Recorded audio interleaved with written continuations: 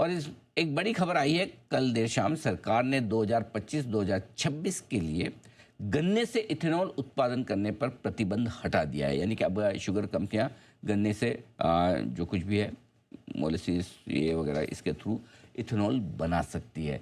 Industry के लिए इसका क्या मतलब है, किस तरह से फ़ायदा होगा, आइए जानने की कोशिश करते हैं। देश की दिग्गज शुगर कंपनियों में से एक श्री रेणुका शुगर के एग्जीक्यूटिव चेयरमैन अतुल चतुर्वेदी साहब हमारे साथ कार्यक्रम में हो रहे हैं शामिल। सर सुप्रभात, स्वागत है आपका, बहुत बहुत धन्यवाद समय देने के लिए। क्या मतलब है इस खबर का, कैसे देखा जाए सर, जरा पहले ये समझाएं। इस खबर को इस तरह से आप देख सकते हैं कि गवर्नमेंट को अब इस बार थोड़ा ये भरोसा हो गया है कि गन्ने की जो ओवरऑल क्रॉप इस साल होगी वो कहीं बेहतर होगी। लास्ट ईयर थोड़ा देखिए, आपको भी आइडिया है, गन्ना बहुत सफर किया था और ओवरऑल अगर सुक्रोज के लेवल पे देखें तो 29.5 मिलियन टन के आसपास का लास्ट ईयर का प्रोडक्शन था।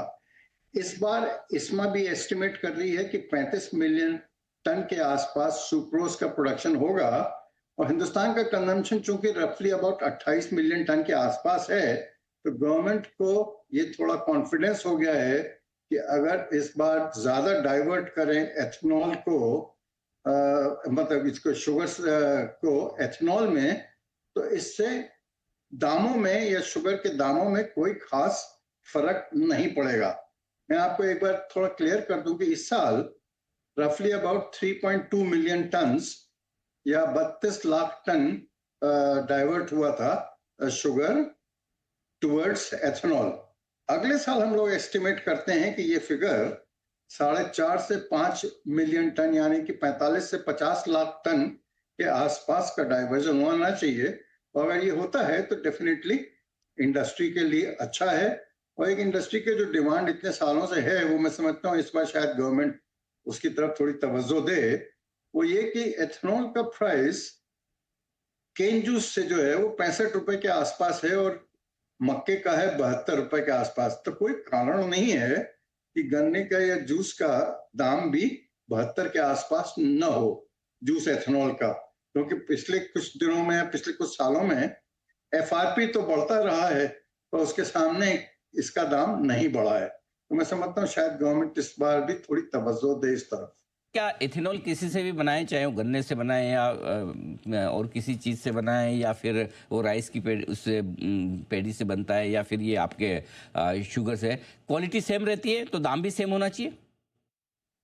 आपकी बात में घी शक्कर, बिल्कुल आप सही बात बोल रहे हैं। तो हम लोग भी यही कहते हैं कि कोई कारण नहीं है कि केन जूस का 65 रुपए हो और मक्के का, जबकि एंड प्रोडक्ट तो वही है, एंड प्रोडक्ट में तो कोई बदलाव है नहीं। और दूसरा उन्होंने ये भी कहा है जो बी हेवी मोलासिस से बनता है उसका जो दाम है आज 60-61 रुपए के आसपास, उसको भी करीबन 65 से 67 रुपए के रेंज में होना चाहिए। तो ये इंडस्ट्री के लिए हेल्दी रहेगा और गन्ने के किसानों के लिए भी अच्छा रहेगा और शुगर सेक्टर पूरा बैलेंस्ड तरीके से चलेगा। तो ओवरऑल मैं समझता हूँ शायद गवर्नमेंट इस तरफ तवज्जो दे, क्योंकि लास्ट ईयर तो शुगर सेक्टर के लिए उतना खास अच्छा नहीं रहा था और वो देखिए आपके सब शेयर प्राइसेस में भी रिफ्लेक्ट करता था। मैं समझता हूँ आने वाला साल शुगर सेक्टर के लिए होपफुली बेहतर रहना चाहिए। और रेन गॉड्स भी जो है, इंद्रदेव भी इस बार थोड़े मेहरबान रहे हैं कर्नाटक और महाराष्ट्र में भी, तो मैं समझता हूँ उसका भी फायदा मिलना चाहिए इंडस्ट्री को। लास्ट में एक चीज और शेयर करूंगा आपसे जी। कर्नाटका और महाराष्ट्र की इंडस्ट्री जो थी ना, वो बहुत ज्यादा सफर की थी। जो नॉर्मली 120 से 130 दिन चला करती थी, पिछले साल 90 दिन के आसपास में बंद हो गई थी, गन्ना इतना कम था। तो मैं समझता हूँ इस मर्तबा वो भी बेटर होना चाहिए, कैपेसिटी यूटिलाइजेशन भी सुधरेगा और एथेनॉल का प्रोडक्शन भी मैं समझता हूँ सुधरना चाहिए। तो एक चीज़ तो पक्का है कि त्योहारी सीजन शुरू होने से ठीक पहले सरकार ने ये फैसला किया है, नहीं तो पिछले साल तो इसी वक्त सरकार को ये डर था कहीं शुगर के दाम न बढ़ जाएं, महंगाई उसके चक्कर में ना बढ़े, त्योहार के सीजन में महंगी चीनी ना खरीदनी पड़े लोगों को। क्या लग रहा है, लेकिन अब ये होने से आपको क्या लगता है शुगर के दामों पर किस तरह का असर पड़ेगा? क्या मजबूत रहेंगे, ज़्यादा गिरेंगे नहीं, कैसे देखते हैं आप? देखिए, मैं एक चीज आपके साथ जरूर शेयर करना चाहूंगा। अपने ऑनरेबल प्राइम मिनिस्टर साहब भी बोलते हैं कि शक्कर और नमक और एडिबल ऑयल का कंजम्पशन थोड़ा घटना चाहिए। राइट। इन चीजों को अगर घटाना है तो एक बढ़िया तरीका है कि आप इसके दाम ऊपर रखें। तो मैं समझता हूँ गवर्नमेंट को, इंडस्ट्री को, सबको थोड़े बहुत दाम अगर उठ भी जाए तो उससे डरना नहीं चाहिए। पर हैविंग सेड दैट मेरे को नहीं लगता कि कोई भी शुगर में इन्फ्लेशन आएगा, क्योंकि क्रॉप बहुत है और कैरी आउट भी शुगर का कोई कम नहीं है। तो मैं समझता हूँ शुगर के मुतल्लक कोई भी इन्फ्लेशन की बातें सोचना अभी थोड़ा बेबुनियाद होगा।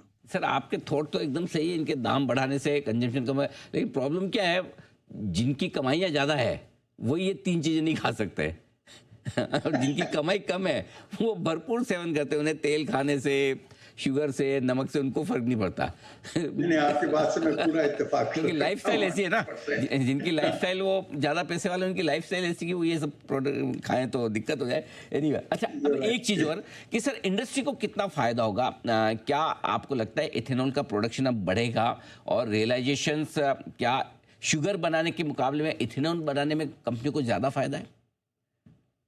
देखिए, एक तो इस साल रफली अबाउट 3.2 मिलियन टन का डाइवर्जन हुआ है। ऑब्वियसली डिस्टिलरीज या शुगर बेस्ड डिस्टिलरीज का कैपेसिटी यूटिलाइजेशन बहुत ज्यादा कम रहा है। अगले साल होपफुली गन्ने की क्रॉप बढ़िया दिख रही है, गवर्नमेंट को भी थोड़ा कॉन्फिडेंस दिख रहा है और वो सब उनके अनाउंसमेंट्स में भी क्लियर हो रहा है। मैं समझता हूँ ये 4.5 से 5 मिलियन टन डाइवर्ट होगा। अगर ये डाइवर्ट होता है तो डेफिनेटली इंडस्ट्री का कैपेसिटी यूटिलाइजेशन सुधरेगा। और जहां तक आपका क्वेश्चन है कि शुगर बेहतर है या ये बेहतर है, देखिए अगर क्रॉप इतनी बड़ी है तो उसका कहीं ना कहीं थोड़ा बहुत तो शुगर के प्राइसेस पे इफेक्ट आएगा। अगर वो आता है तो उसको बैलेंस आउट करने के लिए अगर डाइवर्जन बढ़ जाता है तो थोड़ा बैलेंस हो जाएगा। तो हम लोगों का back of the envelope calculation ये है कि 37-37.5 रुपए का रफली शुगर मतलब एथेनॉल जो है शुगर इक्विवेलेंट होता है।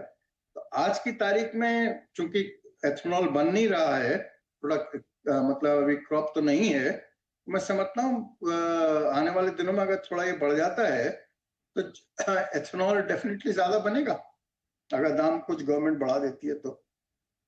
आता है।